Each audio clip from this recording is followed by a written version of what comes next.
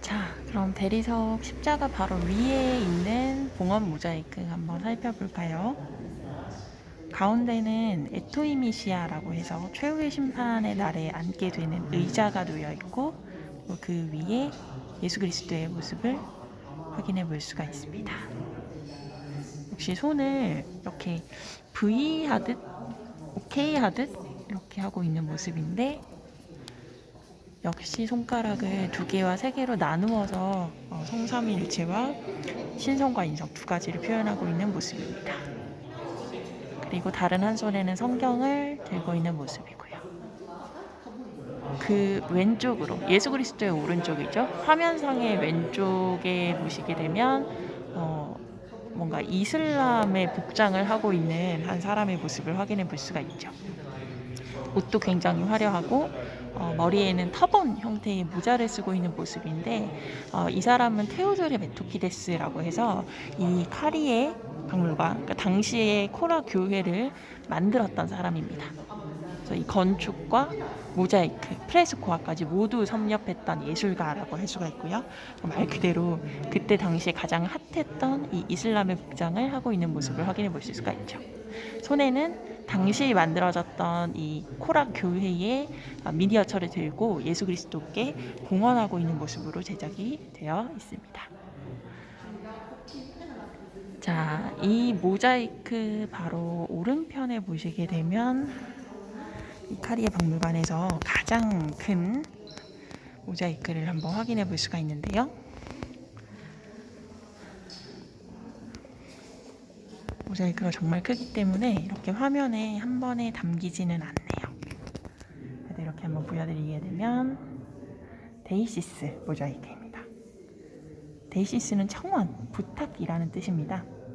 최후의 심판의 날에 이 모든 인간들을 다 용서해 주시고 모든 인간들을 다 천국으로 들여보내 주십시오 라는 부탁을 하고 있는데, 이 부탁을 하고 있는 사람은 이 화면상 왼편에 있는 성모 마리아입니다. 그리고 오른쪽에 있는 좀 더 키가 큰 사람이 바로 예수 그리스도의 모습이고요.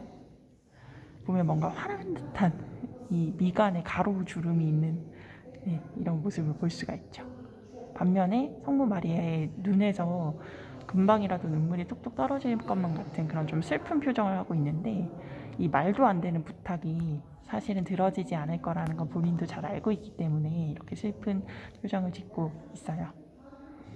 반면에 이 말도 안 되는 부탁을 절대 들어줄 생각이 없다라는 이런 강경한 의지의 표명이 바로 이 예수 그리스도의 굳은 얼굴로 나타나는 겁니다. 이곳에서도 손을 이렇게 2개, 3개 나누어서 이렇게 뒤집어서, 그러니까 오른손으로 하게 되면 이런 형태가 나오겠죠. 이렇게 2개, 3개로 나누어서 표현하고 있는 모습, 다른 한 손으로는 옷자락을 움켜쥐고 있는 모습도 확인해 보실 수가 있네요. 자, 성모 마리아 바로 옆에 붙어있는 이 자그마한 남자는 바로 테오도르 메토키데스에게 이 교회 건축을 명했던 알렉시우스 황제입니다.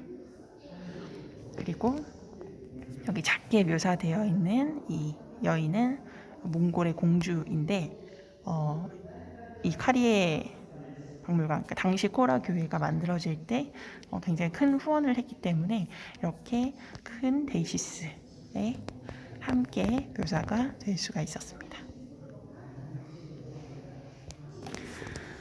역시 훼손이 굉장히 심하긴 한데요. 그런데 이 밑작업을 한번 확인해 볼 수가 있어요. 과거에 모자이크 제작의 순서가 어떠했을지를 또 확인해 볼 수 있는 부분이기도 한데요. 이렇게 회반죽 벽에 보게 되면 이런 밑그림이 있어요. 그리고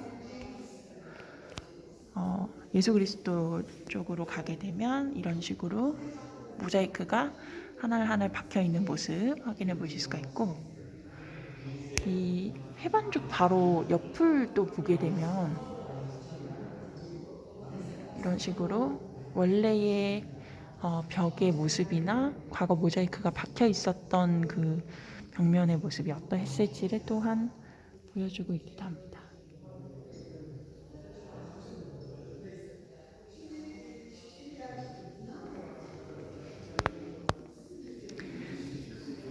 자, 그럼 이곳에서부터 이제 천정에 있는 모자이크들 한번 시작해 볼까요?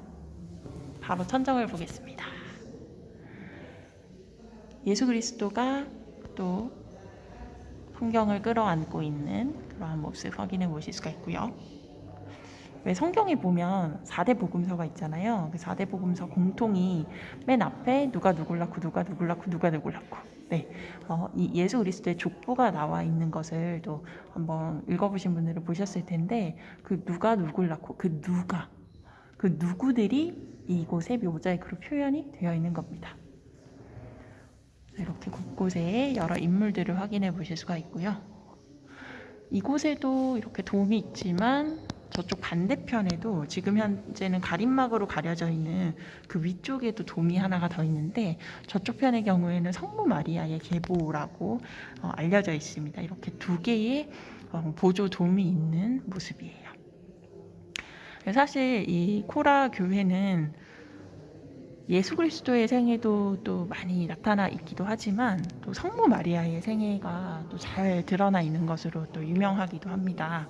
그래서 성모 마리아의 탄생 이전의 이야기부터 시작해서 예수 그리스도의 마지막 최후의 심판의 이야기까지 이렇게 재미있는 그림책 보듯이 그렇게 한번 볼 수 있는, 관람할 수 있는 곳이 바로 이 카리에 박물관입니다. 여기 가림막에 우리가 지금 현재는 볼 수 없는 모자이크들을 또 확인할 수 있게끔 해두었는데요. 제가 말씀드렸던 성모 마리아의 그 모자이크 쪽에서 확인을 할 수가 있고, 그리고 여기 가운데 돔 중앙에 있는 성모 마리아의 경우에는 이렇게 또 자세하게 확인을 할 수가 있네요. 그 외에도 여러 가지 모자이크들 확인을 할 수가 있습니다. 그 화질이 살짝 어두운 곳에 와서 이 줌을 제가 하게 되면 화질이 그렇게 좋지는 않은데 이 모자이크가 첫 번째 모자이크예요. 즈가리아라고 하는 제사장이 당시에 성모 마리아의 아버지의 성물을 거절하는, 헌물을 거절하는 그런 모자이크가 있고요. 그리고 그 위쪽에 우리 성모 마리아 바로 밑에 보시게 되면 덤불 속에서 고민하는 한 남자가 보이실까요? 잘 안 보이시나요? 네. 그래서 즈가리아 제사장으로부터 거절을 받은 다음 그 성모 마리아의 아버지가 왜 나는 아이가 없나 라고 이렇게 고민하고 있는 그런 모습입니다. 요아킴이라고 해요. 성모 마리아의 아버지를. 이런 모습이 있고, 그리고 말고도 몇 가지가 더 있습니다. 이 일이 있은 다음에 다행스럽게도 방금 이렇게 보여드린 이 모자이크가 이거거든요. 여기 보시면 이렇게 네모 우물이 있어요. 이게 우물이거든요. 그 위로 새 2마리가 날고 있는데 사실은 새 2마리가 아니고 여기에 새 1마리가 있고 그 뒤편에 천사가 날고 있는 모습이에요. 이 새를 보면서 사실 이 성모 마리아의 어머니였던 안나가 한탄을 했죠. 하늘에 나는 저 새들도 새끼가 있고 이 우물에서도 물이 계속해서 끊임없이 샘솟아 흐르고 있는데 왜 나에게만 아이가 없단 말인가 라고 한탄을 했고, 그때 이 천사가 날아와서 곧 잉태할 것이다 라고 알려주는 장면이 바로 이곳에 묘사되어 있습니다. 이 임신 소식을 듣고 이 요아킴과 안나는 굉장히 기뻐하며 서로를 얼싸안게 되거든요. 그리고 어느새 때가 무르익어서 안나는 출산을 하게 됩니다. 이 화면상의 왼편으로는 침대가 있고요. 그 침대 위쪽으로 붉은 옷을 입고 몸을 풀고 있는 안나의 모습이 보이죠. 안나 아래쪽으로는 작은 시종이 있는데 이 시종이 여기 보시게 되면 아기 침대를 준비하고 있는 모습이고요.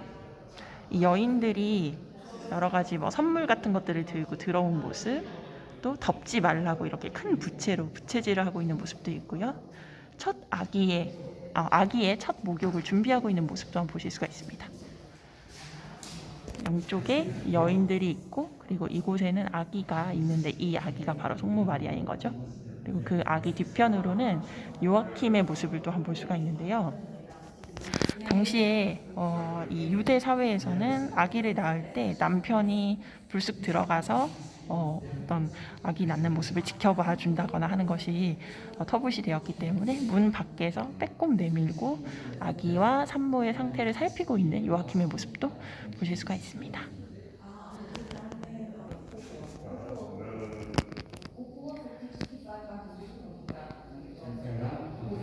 자, 바로 위쪽에는요, 요아킴과 안나가 성모 마리아를 아주 예뻐하고 있는 모습을 확인할 수가 있어요. 이렇게 두 사람 사이에 끼어서 안겨있는, 포근하게 안겨있는 모습으로 묘사가 되어 있고, 안나가 성모 마리아가 7살이 될 때까지 단 한 번도 땅에 내려놓지 않았다 라고 합니다. 7살이 아니고 6개월이 될 때까지 한 번도 내려놓지 않았다라고 하고요. 천상세계에 살고 있다라고 하는 이 공작의 모습도 좌우 양쪽에 묘사가 되어 있네요. 그리고 6개월이 지나고 나서 안나는 성모 마리아가 잘 컸는지 확인하기 위해서 땅에 내려놓게 되는데, 그때 정말 기적 같은 일이 벌어져요. 성모 마리아가 무려 7걸음을 걸어서 안나에게 걸어가 그녀에게 안겼다라는 이야기가 있습니다. 그리고 그 뒤편으로 이 가운데 걸어가고 있는 아장아장 성모 마리아의 모습이고, 뒤편으로는 여종이 깜짝 놀라서 이렇게 망토가 깜짝 놀랐다라는 걸 또 보여주고 있는 모습이죠.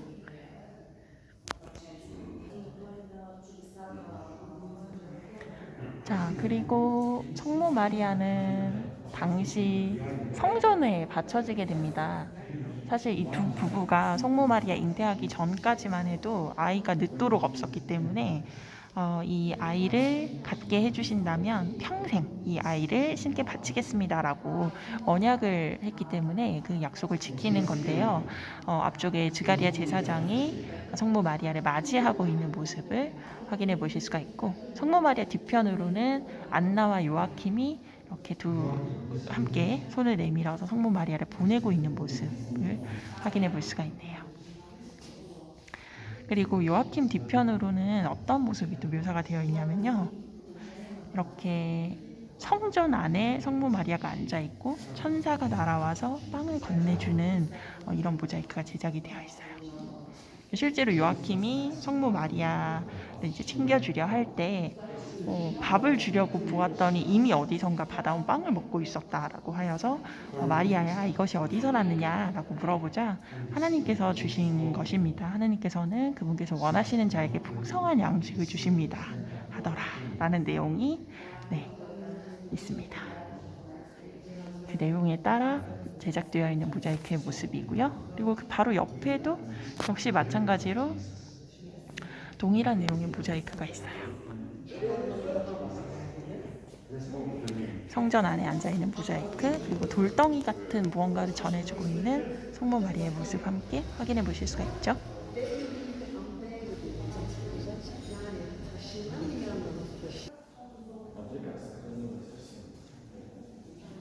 자, 그 반대편으로는 아마도 성모 마리아가 공부를 하고 있었을 것으로 추정이 되는 모자이크가 있어요. 지금 현재는 훼손이 되어서 보이진 않지만 여기 위쪽에 이렇게 책받침과 책이 놓여져 있는 것을 확인해 보실 수가 있고, 여기 아래쪽에는 이제 의자 형태로 되어 있어서 아마도 여기 앉아서 이렇게 책을 읽고 있는 모습이 제작된 것이 아닌가라고 추정을 해볼 수가 있습니다.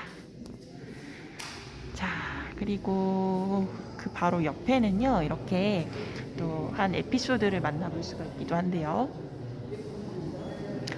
이 지중해성 기후를 띠고 있는 이 여러 국가들이 있죠. 터키를 비롯해서 그리스라든지 레바논, 시리아, 이탈리아, 또 말고도 팔레스타인, 이스라엘, 그 아래쪽에는 또 이집트라든지 이런 여러 나라들이 있죠.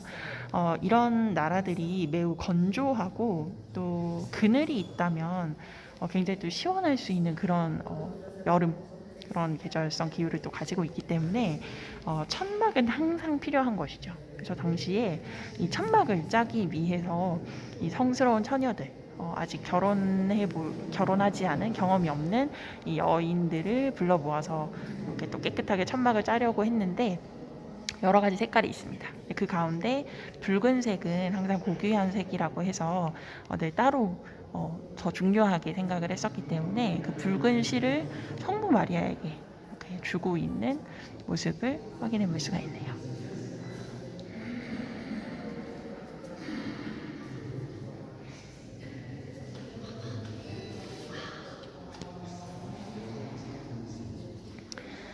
자, 그리고 그 옆으로는요. 이쪽에서 한번 보여드릴까요? 불 때문에 잘 안 보이실까봐 이쪽 편에서 한번 보여드릴게요. 네. 자, 성모 마리아가 드디어 생리가 시작되었습니다. 이 성전이라는 곳은 인간의 피로써 이렇게 더럽혀지는 그런 공간이 아니기 때문에 올릴 수 있는 피는 사실은 동물의 피뿐인 거죠. 그래서 더 이상 성모 마리아는 성전에 머물 수 없도록 되고 대신에 성모 마리아를 보호해 줄 만한 적절한 보호자를 찾기 위해서 이 지가리아 제사장이 노력을 하게 되는데 제비뽑기로 적절한 사람을 고르려고 해요. 성모 마리아가 제단에 앉아 있고 그 앞쪽으로는 12개의 지팡이가 있는데 이 지가리아가 좋은 적임자를 만나게 해달라라고 이렇게 기도를 드리고 있는 모습입니다. 자, 그 옆으로는 실제 당시 성모 마리아의 남편이라고 할 수 있는 요셉이죠. 요한이 아니고 요셉을 고르는 장면인데요. 역시 왼쪽 화면 왼편의 제단 위에는 12개의 지팡이들이 놓여있는 모습이고요. 그 가운데 하나를 지가리아 제사장이 쥐고 있죠. 그리고 다른 한 손으로는 마리아의 머리 위에 올리고 있는 모습입니다. 근데 그 지팡이를 자세히 보시게 되면 무엇이 있냐면 싹이 돋아나 있어요. 지팡이 꼭대기에 초록색 싹이 돋아나 있는 모습인데 이것을 건네주는 사람을 보시게 되면 바로 반대편에 요셉의 모습도 확인해 보실 수가 있습니다. 그죠? 허둥지둥 달려 나오고 있는 모습이죠. 그 뒤편으로는 선택받지 못한 다른 남성들의 모습 또한 확인해 보실 수가 있기도 합니다. 자, 그 바로 옆에 보시게 되면 이렇게 해서 성모 마리아는 요셉을 따라서 요셉의 집으로 가게 되는데요. 요셉의 바로 앞쪽에는 누가 있냐면 요셉의 아들이 있습니다. 네, 요셉에게는 아들이 있었습니다. 상처라고 하죠. 그래서 전처가 있었고 전처가 사망하여서 헤어진 그런 케이스이고요. 그리고 그 전처의 소생이었던 아들이 있고 그리고 성모 마리아를 데리고 집으로 가고 있는 모습이죠. 그리고 나서 수태고지인데 수태고지가 안타깝게도 이렇게 가림막 이렇게 살짝 가려져 있지만 또 이렇게 볼 수가 있거든요.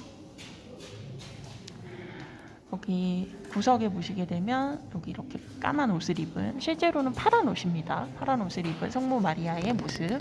그 앞으로 각도상 잘은 안 보이지만요. 이곳에 둥근 우물이 있는 것을 또 확인해 볼 수가 있거든요. 이 둥근 우물은 완전성을 나타내요. 그래서 성모 마리아의 임신이 어떤 세속적인 형태의 것이 아닌 성령으로 인한 완전한 임신이라는 것을 보여주기 위해서 이렇게 둥근 그리고 계속해서 생명이 창조되는 샘솟는 그런 어떤 우물의 형태로 나타내게 됩니다. 보이진 않지만 이곳에 또 어딘가에 가브리엘 대천사의 모습이 또 있기도 해요.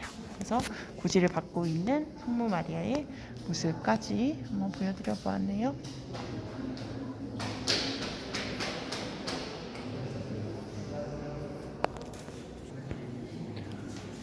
자, 이곳에 2점의 모자이크를 보여드릴 수가 있겠는데요.